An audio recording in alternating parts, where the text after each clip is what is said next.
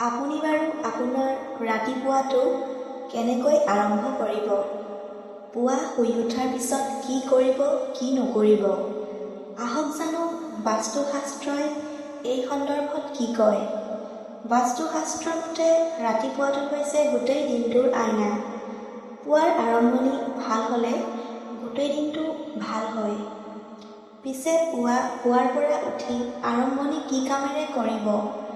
টোপনিৰ পৰা সাৰ পোৱাৰ পিছত কি কৰিব, কি নকৰিব? আহক জানি লওক বাস্তুশাস্ত্ৰ অনুসৰি পুৱা শুই উঠি কি কৰিব লাগে আৰু কি কৰিলে বেয়া বুলি গণ্য কৰা হয়। 1 নম্বৰ, প্ৰায়ভাগ লোকে পুৱা উঠিয়েই আইনাত মুখ চায়, কিন্তু এই অভ্যাস একেবাৰে ভাল নহয়। চাফা কাপোৰ পিন্ধি চুলি আঁচোৰাৰ সময়তহে আইনাত মুখখন চাব লাগে।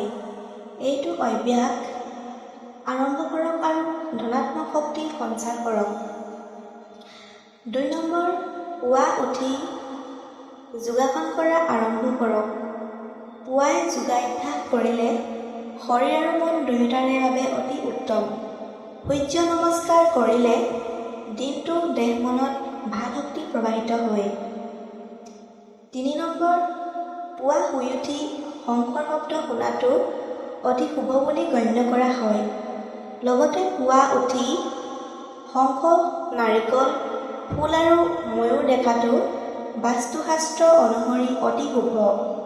গতিকে এইবোৰ বস্তুৰ লগতে ময়ূৰৰ মূৰ্তি আপোনাৰ শোৱা কোঠাত ৰাখিব পাৰে, যাতে আপুনি সাৰ পোৱাৰ পিছত দেখা পায়।